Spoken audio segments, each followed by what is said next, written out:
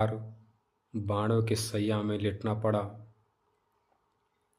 उनका कौन सा ऐसा कर्म था जो इतने बड़े त्यागी ब्रह्मचारी का भी इस तरह उनका पतन होता है, बाण को सैया में लहराना पड़ता है। जब भीष्म देवव्रत जब भरे जवानी में थे, उसी समय उन्होंने एक रास्ते में जाते हुए सांप पड़ा हुआ था। उन्होंने उससे कहा कि हे सर्प, हट जाओ मेरे रास्ते से, मैं जा रहा हूँ, कहीं पर हमको देरी हो रहा है। पर उस सर्प ने उनकी बात न माना। तब देवव्रत नाम के जो गंगा मैया के जो पुत्र थे,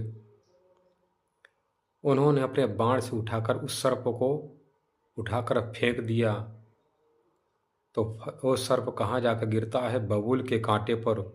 उसका पूरा शरीर बिध जाता है बबूल के कांटे से। तो उसने उस सर्प ने कहा कि हे देवव्रत, तुमको अपने शक्ति पर, अपने बल पर बहुत घमंड हो गया है। आज अपने भरे जवानी पर जोश पर ताकत के कारण से तुमने मुझ सर्प को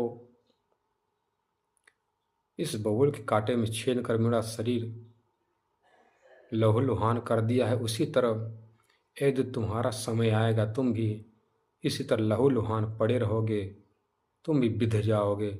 उसी सर्प के श्राप के कारण से ही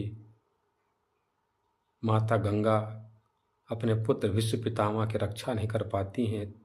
तो हम सब क्या सोचते हैं कि गलत काम करके गंगा मैया में डुबकी मार लेंगे, हमारा पाप गंगा मैया धो लेंगी। तो हमारी बहुत बड़ी गलत सोच है, गलत फहमी है।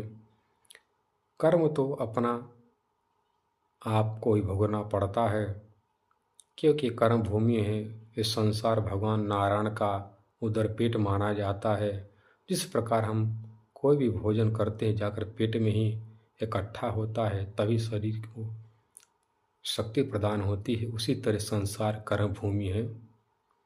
इसलिए कोई भी कर्म करने से पहले